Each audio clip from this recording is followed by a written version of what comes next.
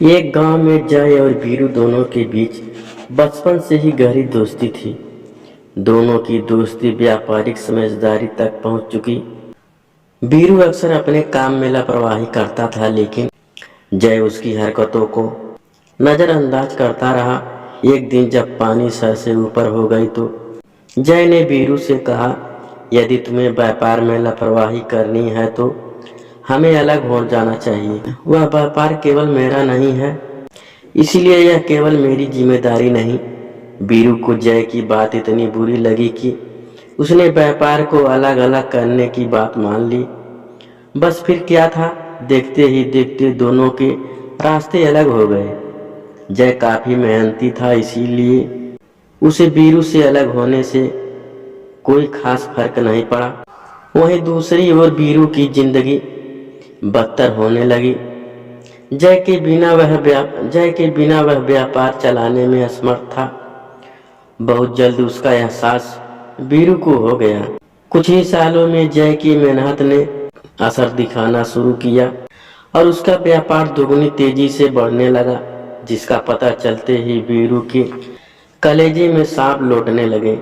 वह मन ही मन जलने लगा। उसे जय की तरक्की देखकर घुटन होने लगी।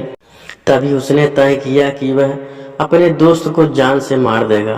वीरू अपने दिल में प्रतिशोध की आग जलाकर जैसे ही जय की कंपनी में पहुंचा तो उसे पता चला कि जय कहीं बाहर गया है।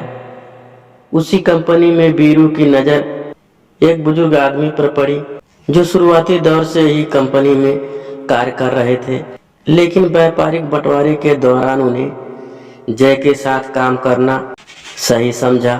वीरू उसके पास पहुंचकर उसकी धमकी भरे अंदाज में जय को मारने की बात कहता है।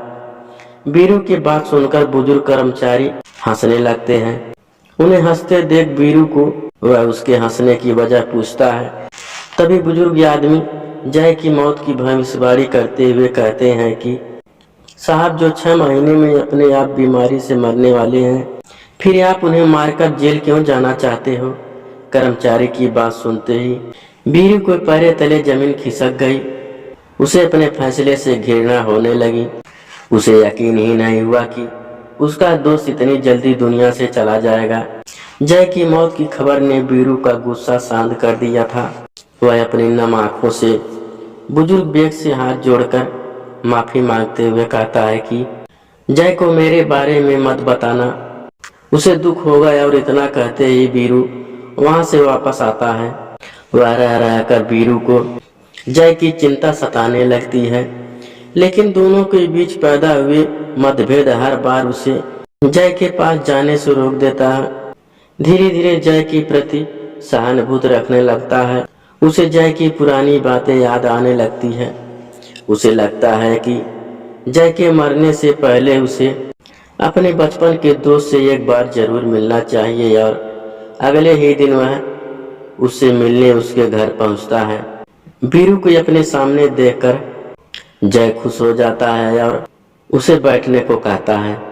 जय के समान बर्ताव को देखकर वीरू सोच में पड़ जाता है।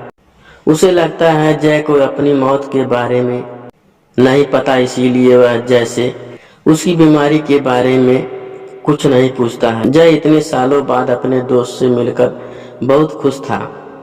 दोनों पुरानी बातें करके अपनी यादें ताजा करते हैं और कुछ देर बाद वीरू वापस घर आ जाता है। जय से मिलकर वीरू को बहुत अच्छा लगता है। धीरे धीरे गुजरते वक्त के साथ जय की मौत का भी दिन आ जाता है। वीरू सारा दिन अपने दोस्त की मृत्यु के गम में दुखी बैठा रो रहा था और जैसे ही रात होती है वह अपने दोस्त के घर आ जाता है। वहां उसे जय मस्ती के मूड में नजर आता है। वह जय से पूछता है, तुम्हें इतनी गंभीर बीमारी है फिर भी तुम्हें कोई चिंता नहीं?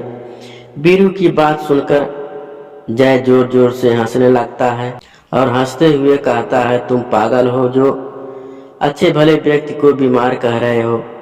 वीरू अपनी बात साबित करने के लिए जय से उसकी कंपनी में काम कर रहे उसी बुजुर्ग कर्मचारी को बुलाने को कहता है, जिसने 6 महीने पहले जय की मौत की भविष्यवाणी की थी।